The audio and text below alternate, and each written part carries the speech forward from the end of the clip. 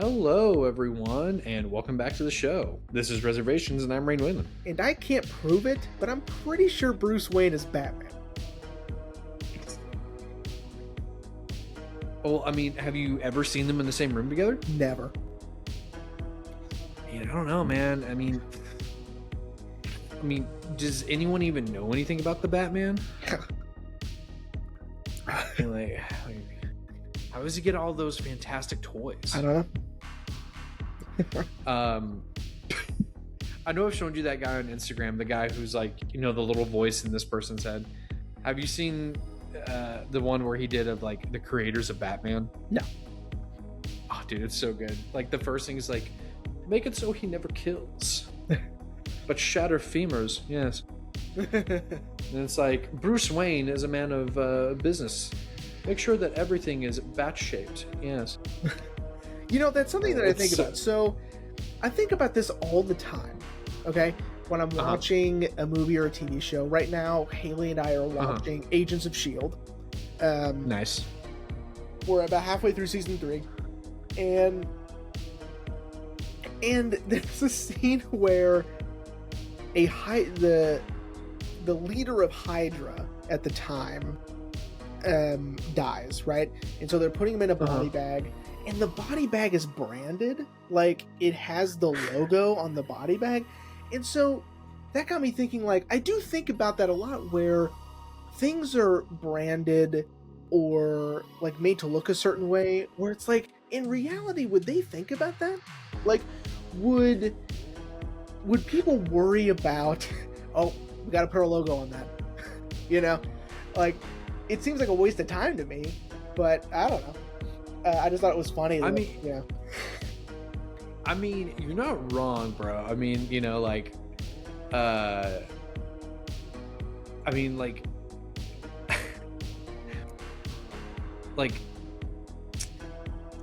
it's kind of like what fucking Ian Malcolm says in Jurassic Park about like slapping a logo on it, Yeah. just so they could like sell it. But you're right, like, is there like a whole marketing team at S.H.I.E.L.D.? It's not just that, but it's like, why would they go through the trouble? It's a body bag,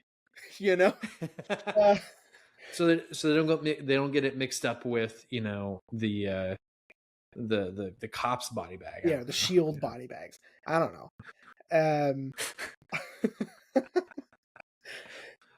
Yeah, I mean, we were ripping through Agents of S.H.I.E.L.D. It took us forever to get through season 1, and then because season 1 is such a slow burn, dude. But now, I mean, it's like, now we're halfway through season 3, dude. Like, we're getting it. It's because I think they were trying so hard, or at least the monster that is Joss Whedon was trying so hard to connect Agents of S.H.I.E.L.D. to the movies, and Kevin Feige was like, no. And I think once they kind of got that through, they're like, all right, fuck it, like, well, let's just do whatever we want then. I mean, because fucking Ghost Rider shows up at one point, dude. Like, yeah, that's what Haley said. He's going to show up, and it's not Nick Cage. I'm super mad about that, but no, it's the I wish it's the newer version of Ghost Rider. He's played by the actor who plays Tommy in The Last of Us. Okay. They asked him at a red carpet thing, like, if he would ever come back as Ghost Rider, so he can be in Marvel with Pedro Pascal, since they were in Last of Us together. And he was like, yeah, I'd be down. That's cool that people are still like asking about the show. I was aware of it when it was on TV, and then I knew Haley really liked it, and I said, let's give it a try when we first started dating, and then we stopped, or I just didn't pursue it. And then, not too long ago, I was like, you know what, let's just watch this thing, and it's so much fun. The show is a bunch of fun. Lots of twists and turns. We're having like not even mid-season. We're talking like beginning of season reveals, and then a mid-season reveal, and then a third reveal in the later half of the season, and then a final season, reveal. It's crazy. Like, it's a bunch of fun. Yeah, I I remember Dad getting super into it, and we would watch it, especially with the episodes that would connect to the movies. Like the episode that connects directly to the end of Winter Soldier. Mm-hmm. Yeah. But again, I think Kevin Feige wanted this to kind of be separate, because I mean, technically, this was under a different division under Marvel, under Marvel Television, and so Kevin really was like, "Don't, this isn't canon," which so many people want it to be canon, and he's like, "It's not canon." Like, it's fucking not canon. But it got me wanting also. So at the end of season 2, Edward James Olmos is at the end of season 2, and it got me thinking, like, should I start watching Battlestar Galactica? Because, dude, I remember people are like, that show kicks ass, and I'm like, isn't it just like a dorky show for nerds? And people are like, no, it's actually really good. And I was like, all right. So Battlestar Galactica, I remember seeing a couple episodes of that day. I was like, dude, this shit rocks, man. That's what I've heard. It's really good. And what makes it really funny too is also like their use of the term frack, because they couldn't say fuck. Oh, that's funny. Yeah, it's really funny. And also, what's her name? Katie. Shit. Hang on. Shut up. Shut your mouth. Kate. Zach, I'm sorry we started this episode off this way. God damn it. She plays Bo-Katan in... Yeah, I know you're talking about. Fucking Katie Sackhoff. Yeah, she's in fucking Battlestar Galactica as well. Yeah, I've heard it's really good. It's like a political drama in space. And Edward James Olmos had in his contract that they will not have aliens in Battlestar Galactica. It's like, it's a human story about, these, real, human problems and contradictories and, whatever. And I thought that was really interesting. So, like, as long as they wanted Edward James Olmos in the show, they couldn't add aliens. So, God damn, that's crazy. Yeah, because it's like, that's not what the show's about. That's fucking crazy, dude. But you know what? Good. Like, you don't need to complicate it with aliens. So I'm excited. Eventually I'll track it down and I'll watch it. But nice. Maybe one day I'll actually, because like I said, I remember distinctly seeing a couple episodes, and I really liked how different it was. But I haven't seen anything past like 2-3 episodes. Okay. So I don't even know what happens. I just remember the thing that always sticks with me was the fact that they had to say frack. So they'd be like, it was fracking, Yeah. I almost wish they just didn't say it at all. Yeah. That's personal preference, but yeah. Anyway, welcome back to the show, everyone. And welcome back to the end of season series, which, hey, you know what? You guys actually checked out. 83 views on part 1. That's cool. Which, you know what? Hey, that's huge for us. That's really good. That's really good. Mom and Scott were in town visiting, and I was telling Scott about that, and he was like, so is that good? And I'm like, well, I mean, really good. For us, it's good. For us, it's great. I mean, for us, it's good. And Mom was like, well, what can y'all do to get that like higher? And Scott was even like, well, like, it just takes time. Good luck. Like, yeah, and this is just for fun now. It is for fun. And like, I'm not delusional. Like, I know that the market is completely oversaturated with movie podcasts. Like, oh my God, could you imagine? Like someone even giving a shit about this when there's better quality ones, whatever, like with an actual production value and whatever. This is just for funsies and people that stumble upon it and they like it. Great. It's just it's a fun way to get to stay connected with you and to also, share our love of movies with everybody else. Exactly. But that being said, so thank you everyone who checked out part 1. But we are continuing in our series about Bruce Lee and some of his greatest hits, following the Criterion box set. So today, with part 2, we are doing 1972's follow-up to The Big Boss, Fist of Fury. Dude, I gotta say, man, as soon as I put this movie on, I noticed a huge jump in quality. Yeah. Which is crazy. And I know we'll get to it, but man, like at the fucking opening text, I was like, holy shit. Yeah, it was rad. Like we're opening with like we're picking up right, like they're just dropping us into the action as where, you know, the big boss kind of slow burns it a little bit, like introducing us to the characters. And this time they were like, nope, we're just dropping you in. Yeah. And I really dug that. Yeah. And there's a reason for that, which we'll get to later, but I really dug that. Yeah, man, it was much better than the Big Boss, in my personal opinion. I mean, Big Boss had obviously a lot that I liked, but this one was sort of like, you know, we're, as an audience, we're familiar with who Bruce Lee is at this point. We don't have to, you know, slowly acclimate him into the story. Let's just drop him in. Let's have him fight immediately, and, you know, let's go. You know, and then let's give him nunchucks. You know, Hell yeah. And it was rad. And yeah, I watched this English dubbed again, and it was amazing. I was hoping you would, because I was like, you know what, I'm gonna really bank on Jeremy watching this dubbed, because I'll watch it originally, you know, in the original Chinese, with English subtitles.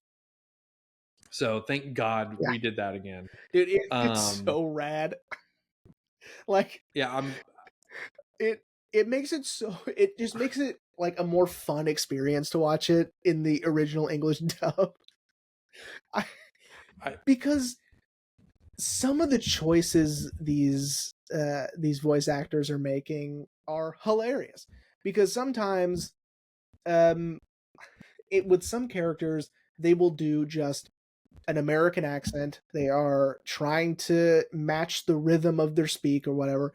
But sometimes they choose to do an Asian accent, and it's funny. Oh no. Right? They shouldn't, but, you know, it's just a wild experience. That's crazy. Yeah. You know, but yeah, man,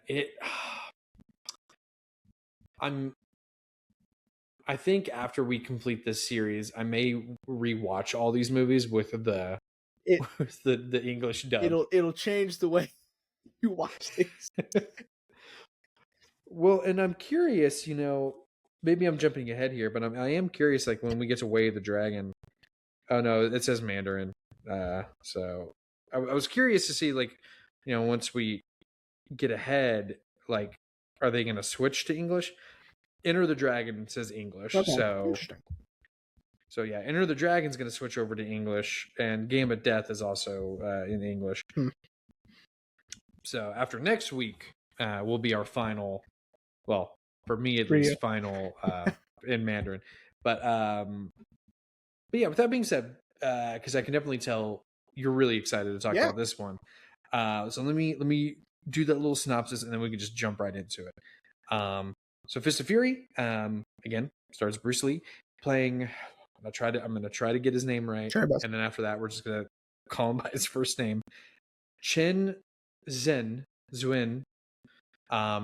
He is a student of the I don't remember the master's name, and I'm not gonna try that. But he is a student of a renowned Chinese martial artist at his school, and this is where the movie kind of drops us in.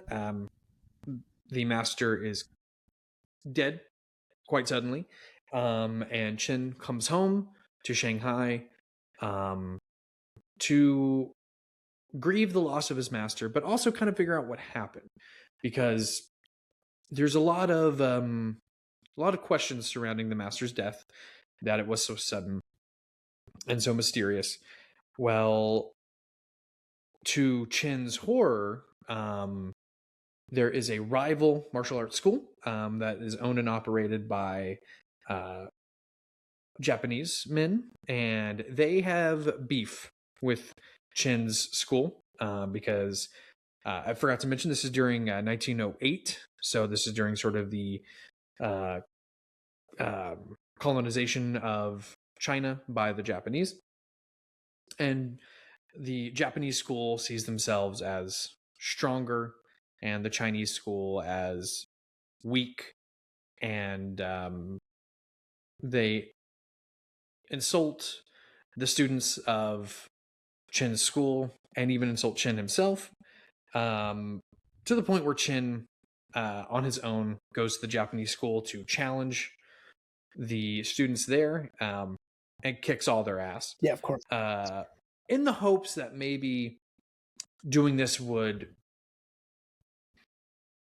the Japanese school would leave them alone. Unfortunately, this adds more fuel to the fire. Yeah. From the Japanese, who decide to escalate to attacking the school, and they want Chin. So Chin's brothers at the school decide that they're not going to give him up, but now the police are involved, and the police are trying to find Chin as well because they're getting pressure from the Japanese. All the while, Chin is sort of going incognito, learning information, and he learns that their master was poisoned by the Japanese, and he just decides to throw caution to the wind and goes back to the Japanese school after infiltrating it multiple times in some honestly really cool disguises, where he then kills the master of the school. He kills a Russian gangster, I guess, that they are giving amnesty to, and he kills the Japanese director, and then turns himself into the police, only to Butch Cassidy and the Sundance Kid it, and gets killed by a Japanese firing squad, and that is Fist of Fury. I yada over a lot, because just like the Big Boss, this story is also pretty straightforward. There's nothing really to kind of understand, but the themes of grief, revenge, and colonialism are really front and center when this one, which I really liked as compared to the Big Boss, where the Big Boss is just sort of, there's nothing to be gained in the Big Boss, as where this one is someone is trying, the character of Chin is trying to work through his grief through avenging his master. Yeah, and I think with this one, it's like I appreciated the addition of real historical events, like the Japanese occupation of Shanghai in 1910, and having the Japanese imperialists be sort of the enemy. It's a little racist. It's very one-sided in terms of the filmmakers' viewpoint and how they want the story to go. In fact, the amount of racist storytelling and creative differences made it to where Bruce Lee never worked with this guy again.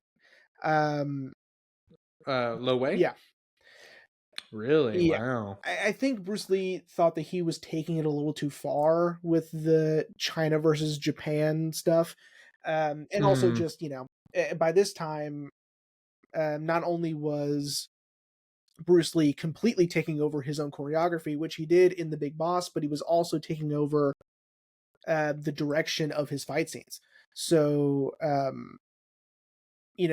again, he let the other fight scenes sort of like, you can do whatever you want with them. That's not me. I don't care. But with his stuff, he's like, this is how it's going to go down. Here's where you're going to put the camera. Here's, the angles. Here's everything I want. And so with that sort of clash, they just parted ways after this, which is fine. I but again, I liked this the aspect of the film where they're using a real life historical event to tell the story with the context of that time, which would explain sort of like he goes I imagine the director goes like, I want to make Japan the enemy, but how do I do that, right? And Yeah. then he just sort of oh, I'll just put it to this time and place, and that'll make more sense. But I also really appreciated that Chen is in the wrong. He is not right to do any of this. Chen is not only putting himself in danger, but everyone in the dojo in danger by escalating this rivalry and escalating the violence, and going out of his way to avenge the death of his teacher. But at the sort of antithesis of the teachings, they say in the beginning that the teacher wouldn't appreciate this violence, that he wouldn't want this rivalry and this escalation to take place. He would just let it go because the fighting is not the point. The point is knowing when not to. The point is knowing when to use, like diplomatic, ways of getting around violence and solving issues. And Shin is just so full of rage and revenge that he can't see that. And Bruce Lee even said that he wanted his character to die at the end to tell the audience that his actions have consequences. Like, he's not just going to go around killing all these people, putting all of his friends into danger, and come out the hero. Like, that doesn't really make any sense. I'm glad you brought that up, because I was going to bring it up too. Apparently, that was also a Hong Kong censorship thing, which is, if you have a hero that's gonna do these things, kill people, they have to face some sort of consequence. That's why, last week when I mentioned, I appreciated that, his character in The Big Boss goes to jail. Yeah. That's why. He's like, because he had to. He's like, hey, I appreciate, that you saved these people, but you dug your fingers into that guy, and we're gonna have to take you in. You put your fingers through his ribcage. we're gonna need you in for questioning, please. Yeah, and so last week, the highlight was kicking that guy through the wall and having a human-sized hole, or a human-shaped hole in the wall. This time is him lifting up the rickshaw. Yeah. I thought, I was like, is this for real? Like, what are we doing? It's so funny. And I was reading more that they wanted to do more realistic fights. And I would say, on the whole, compared to The Big Boss, this one is a little bit more realistic, except for that. Yeah. Like, there's no way, no matter how strong Bruce Lee really is, that you're going to sit here and you're going to tell me he lifted this carriage with a fully grown man in it off at least 5 inches off the ground, and then fucking threw it like it was nothing. It was amazing. I again, the highlight. But in all reality, the highlight is him making his debut in film using nunchucks, which is so cool, man. Yeah, dude, when he fucking whips those things out in the first fight, which, again, like you kind of said at the top of the show, they wasted no time getting to that. As where with The Big Boss, it's about halfway mark, and then he starts fighting. This is like 10 minutes in. Yeah. He kicks 12 people's ass. And there's something else too. Also with the nunchucks, I would say this movie also set a precedent for, I would assume, kind of the pop culture impact of, like, you punch someone and you like do that high pitched like scream that he's doing. Yeah. Because I like, we were talking about this off mic last week with Scrubs. Mm-hmm. There's an episode where Turk does that, and I'm pretty sure uh, Donald Faison is doing Bruce Lee Yeah. from Fist of Fury. Yeah. You know, Absolutely. Because he does it maybe once in The Big Boss, but yeah, you're right. In this one, it's a lot more of that. Well, and something else I learned, and this is a good transition. The thing I really loved, I mean, I really like The Big Boss, but I really loved Fist of Fury. Is it we really got to see more of Bruce Lee's range as an actor. Mm-hmm. The Big Boss, he's very stoic and very, has like maybe one or two lines. And then at the halfway mark, when it becomes his movie, then he's got more dialogue and more action. I really like that we really got to see his range as an actor with this one, especially when he's playing the telephone guy, telephone company repairman, which I learned apparently was him doing Jerry Lewis. That's funny. Because he apparently loved Jerry Lewis. So he was trying to do his best Jerry Lewis. But apparently Bruce was also really trying to incorporate samurai, what was it? Samurai, the type of acting that Japanese actors were using, like samurai films. Okay. He was trying to incorporate that a little bit more in especially with this film. And they used, what's really cool is in the supplement of Fist of Fury, they use a scene from one of the Zatoichi films. Oh. And then they use the scene where he's telling all the Japanese students at the end of the film to beat it because this doesn't concern them. You can see that he's using that. I think it's shit. Hang on. You talk about something now. Let me see if I can find it. Okay, sure. No, I agree. We do get to see a lot more of his acting range in this one, which was very cool. And yeah, what I thought was so funny about him doing the I didn't think Jerry Lewis. I'm not very familiar with his backlog. But I just like, what is he, Bugs Bunny? Like, what is he like? It was so funny to me that he was doing this shtick as a telephone repair guy, which made me chuckle. And it also, like, maybe I'm just like an idiot, but I was having a hard time pinpointing the timeline of this movie because I'm like, would they have telephones and telephone lines? Yeah. But that was just me probably just not understanding the timeline of when telephones existed, I guess, in China, but I don't know. Or where they would be, so prevalent in society, I mean, that doesn't really matter. But yeah, I think this one is superior to The Big Boss.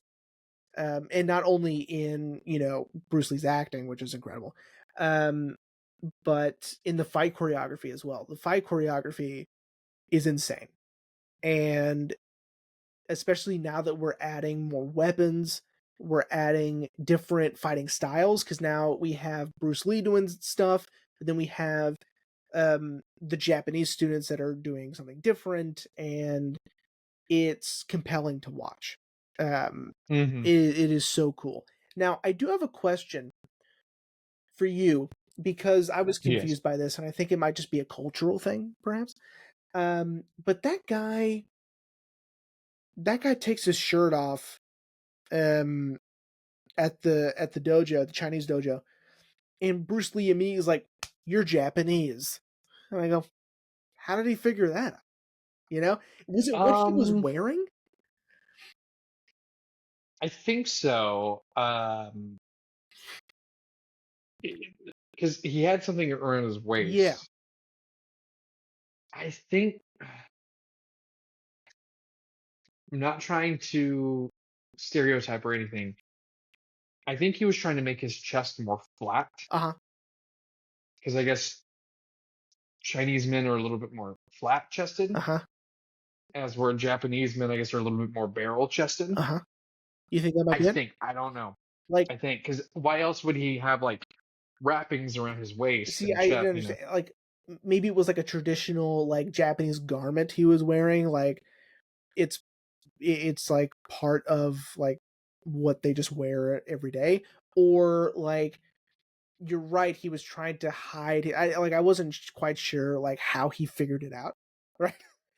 Um, Yeah. and and he didn't go into detail, which means like this is something a an audience in Hong Kong would immediately go, "Yep," you know, Yeah. um, or in Tokyo they'd be like, "Ah, he wore the thing" or whatever. Like I don't know. Like that was really interesting. Oh, also, so that acting style, it's called chambara, Mm, which is more like melodramatic acting, gotcha. and that's what Bruce Lee was trying to incorporate a little bit more. Yeah, uh, yeah. I don't know. Yeah. I don't know because I was like, he was like, I was like, oh shit, he figured it out. How did he figure it out? Why? Um, yeah. Um, so something else I also really liked was the mystery element of the film, or more like I guess the investigation element Mhm, of like of Chin trying to figure out like because there's no way that my master died of a cold. mhm. There's no way. So I really liked him like trying to unravel this. Excuse me, not necessarily conspiracy, but just trying to figure out what happened because he knows there's more than meets the eye Yeah, with and this. I like that the movie opens with this, right? The movie opens with the text, um, Hmm. and you know the this master of this dojo was killed, but by whom, why, how, right? And so the audience is already like, okay, we got to figure this out, right? And so even throughout the rivalry between the Japanese and the Chinese dojos, um, or fighting schools, um, you know, amongst all that, you're in the back of your mind, you're like, yeah, but we still got to figure out what happened to that guy, right?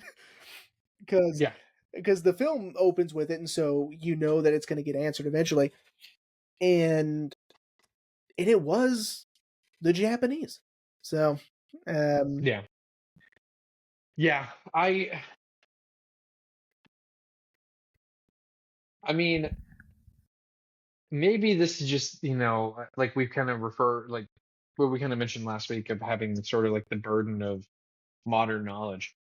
I had a suspicion it of was the course, Japanese because you know again, I'm not trying to be stereotypical in the context of the story because they show up at the funeral and just start insulting people. yeah, So I'm like, they're obviously the bad guy. Like, like I don't know, I don't know how we're gonna figure out who killed yeah. him. Didn't have a lot of suspects to begin with. But I do like that it's not like for our characters, it's not like an immediate. It was them. Well, Like yeah, it truly is like, and of course the Japanese fighting school had infiltrated the Chinese dojo, um, by having someone, you know, quote undercover within the organization.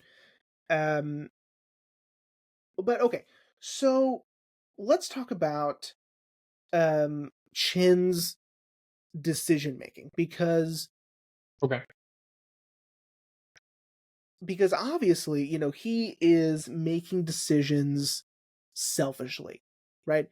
Hmm. He is upset he is enraged. He is angry. He is grieving about the loss of his teacher, of the master of the dojo. And so he takes it upon himself without consulting the rest of the school. I'm gonna go take care of this, right? Mm-hmm. And of course, that's what kicks off everything. And the fact that the first time he does it, there are repercussions to his actions. He doesn't see that as, you know what, I, my actions have caused the harm of other people that I know. I'm just gonna quit, and I'm gonna just let it go. It is what it is. It sucks. But here we go. He doubles down and he feels as if, well, this time I'm going to finish it. And then, of course, half the school dies. Mm-hmm. While he's doing, I don't remember what, I think just hiding out, probably. Yeah, while he's getting professional makeup done to be like an old man selling newspapers, Right. and then working on his Jerry Lewis impression. Right. Then the Japanese school comes and, kills half of the Chinese dojo. Mm-hmm. And I think that's where this film is sort of different in sort of a revenge story where, and this happens in other movies, but I feel like in this one it's like the repercussions are so obvious and so directly connected to Chin's actions, our protagonist's actions, that he is the absolute and only cause of this, right? Mm-hmm. And even the school is like, you have to stop, right? You are making Yeah. this so much worse. And he just can't. He can't stop. It's like the rage and the revenge is just like a hunger, and he has to finish it. And he feels like it's his responsibility, which is also selfish. And so it's weird having a selfish protagonist that we're rooting for, but are also aware of his terrible decision making. Agreed. Yeah. I think maybe that was something that I would hope maybe they were hoping the audience would pick up on, like you did, and well, that we both did. That he's making things worse. Yeah. He thinks he's valid in what he's doing, which, I mean, I guess in some sort of way, maybe 1% he is valid in wanting to get revenge, but you know, um, he's being constantly told, "Don't do this," by his fiance, Yeah. who's also a student of the dojo. The elder student is even telling him, like, you're dishonoring our teacher if you pursue this, you know. Um, and I think here's what's even crazier is his pursuit of revenge. Also, it costs the life of half the people in the dojo, Yeah. but it also kind of shakes, the, his, I don't want to call him master, but like the oldest student, it shakes him to his core where he's like, Shin was right. Mhm. We should have, essentially, we should have fought violence with violence. And, and it's kind of fucked up that he like shakes him to his core like this. But it's like, well, you would be thinking that if Chin hadn't pissed off the Japanese school so badly that they just were like, what, just go kill them all. Like, who cares? Yeah. It's an interesting Yeah. philosophical question. Like, what is better? Is it better to go with the passive teachings of the master of the dojo that has just been murdered, um and continue his legacy by following his teachings even after death, or is it better to fight for what is right and what is yours, right? Because I mean, it's Mm-hmm. hard to like why give this over to the people that murdered him, right? Like Yeah. it's it's like that also feels to be, you know, dishonoring the memory of the teacher as well, right? So Mm-hmm. I get it. It is a tough decision. I do feel like more people would be alive um if Chin had just let it go. Yeah. Yeah. I mean, because it makes you wonder, like, you know, they showed up to the master's wake, insulted everyone there, and and told them, like, if you want to challenge us, send us a message. you know it definitely seems like they could have just gone on with their lives, never sending a message. Yeah. you know um but I think that was something else that Lo Wei wanted to do, which is that Shin is so overcome with grief and revenge that he can't let it go. Right. you know um Now, I meant to mention this a little bit earlier, but since we kind of got on a roll, I was like, I'll save it. Speaking of the story, and speaking of kind of the philosophical parts of it, apparently, when Bruce Lee first heard about when he first heard about that they were gonna, because apparently he had signed a 2-picture deal with Golden Harvest production company. First one being The Big Boss. Apparently, when he first heard about this one, it was like 5 pages of like notes, like there was no actual script, and he read through it and he was like, absolutely, like, no, I'm not gonna do this. And so they had to actually write a script and change the story. Um, and thank God that he was already kind of pulling some of the star power of like, Yeah. no, I'm not gonna sign on until this is fixed. Yeah, absolutely. And because the Big Boss was so successful that even they were like, all right, if we need, like, if we got to change it so we can get Bruce. And I kind of find that funny that they're like, yeah, we don't have a script, we just have these 5 pages of notes. What do you want to do with that? And Bruce is like, no, I'm not doing anything with it until you fix it. Yeah. And thank God, because again, even though, like I said at the top of the show, that just like the Big Boss, the story is very straightforward. The story of revenge. Um, the story is also very compelling.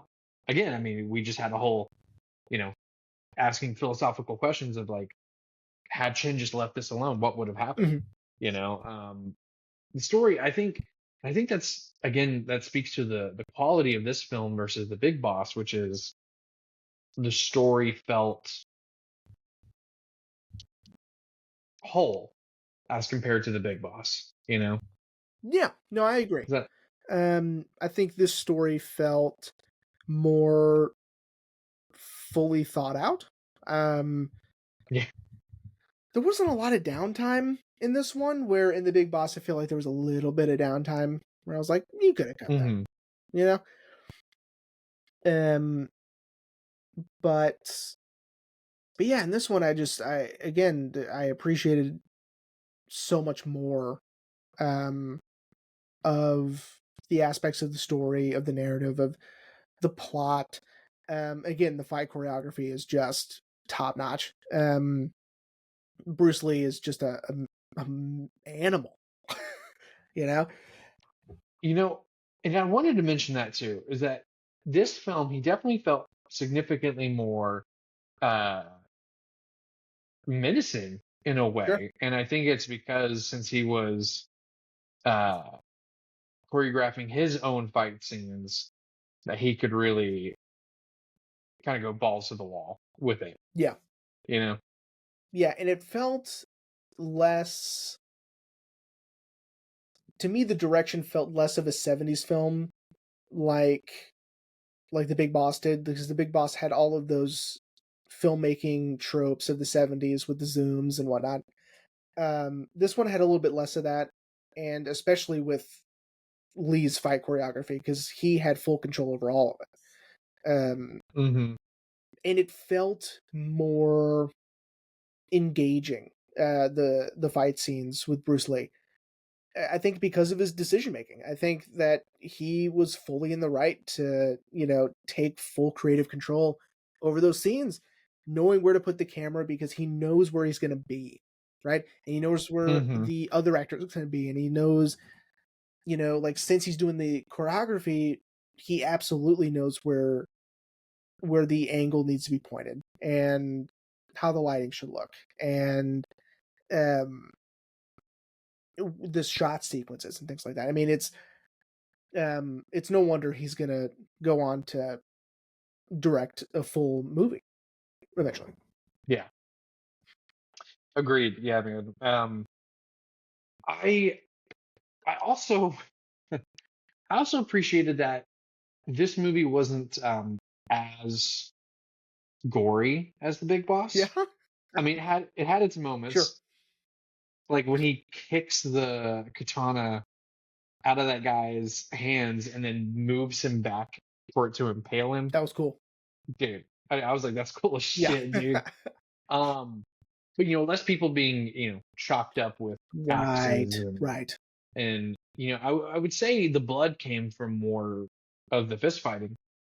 Yeah, So not as gory as The Big Boss, and it makes me wonder if maybe all the censorship that was happening in Hong Kong at the time, if that played a role into it as well. But I appreciated that it was less gory. did you? That it yeah, I mean, because like I feel like we've talked about it on the show. Like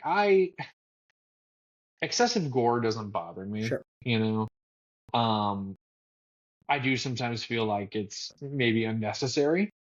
I didn't feel like it was unnecessary in The Big Boss, but I was just like, I wasn't expecting it sure. for a 1970s martial arts film. Um, so I kind of appreciated that for this one. They're like, we're going to tone it down just a little Yeah, bit. Um, the blood will come from the fist fighting. yeah, Um, and yeah, there'll be hardly any. And I think that plays into the title of Fist of Fury because, dude, it fucking kills so many people with just punching them in the chest. yeah, I'm assuming making their heart stop. yeah. Um, it's fucking crazy. Yeah, there's a lot less knife fighting in this one. I Yeah, think because we were dealing with street gangs and crime yeah, syndicates and the Big Boss, where this is uh, literal schools for fighting. The English dub Mhm. called it boxing, which I think is because it's like no way they're gonna know like what a dojo is or what kung fu is or whatever they were doing. Um, like we'll just call it boxing just so the stupid Americans will understand. Um, but as soon as he said it, I was like, "There's no way that's what it was. What was written down." yeah, dude. There, it's fucking crazy. Yeah, it's nuts, right? Oh my god. Um, but yeah, man, I really appreciated everything about this movie so much more, and a testament to I would say Bruce Lee as well, the fact that they did get Japanese actors to play, the Japanese school, and they got an American actor to play the Russian. At least I'm assuming so. Apparently, I couldn't find any information about Robert Blake, but and in the supplements they just called him a white actor. Mhm. So I don't know if he's American or Russian or I don't know. Who knows? Um, but yeah, but I really appreciated that they really collaborated with actors from different cultural Yeah, backgrounds for this film as well. And I think somewhere deep down they knew they had to. to tell the story properly, because we need Japanese actors to play the villains essentially. But yeah, there's so much more. Like, again, I really enjoyed The Big Boss, but there's so much more about this movie I really, really appreciated. And again, I think that's because of Bruce Lee being a little bit more hands-on for this film. I agree. Yeah. Man. Well, that being said, buddy, are you ready to wrap up? Yeah, I think so. Cool. Yeah, man. Again, I think, like I said last week, I think we're really going to get a good education. And yeah, what an education that The Big Boss was good. This was great. Yeah, I enjoyed this one a lot more. And what a way, like, just a year difference can make. Yeah. Yeah, I was really hoping maybe I'll put on the English dub and Ashley will watch it with me. It's crazy, I'm telling you. Since I've said how much she doesn't like watching absolutely foreign films worth it 100%. And I will do it for all of these movies, by the way. Nice. Okay, cool. Well, except for the last two. I feel as if it's like I have to watch them that way. Like, I want the experience of just like, it's on TV. Of course, it's the English dub. Let's watch it. Yeah, I don't think it would have been as much fun if I'd watched it the way you did. Wasn't. Yeah, I mean, I still enjoyed it, man. Although I do think there is some validity to what you said last week about sort of they shot it sort of like Sergio Leone with just we'll fix it in post, because there was still times where Bruce Lee would talk and I felt like it wasn't matching his mouth movements. Yeah, I read somewhere that like they didn't do the synced audio. Like, that's not something they did. Much like the Italian filmmakers. So no matter what, it's not gonna match. So gotcha. Yeah. Well, with that being said, would you like to hear what we're talking about next week, which I kind of already said at the top of the show what we're talking about next week.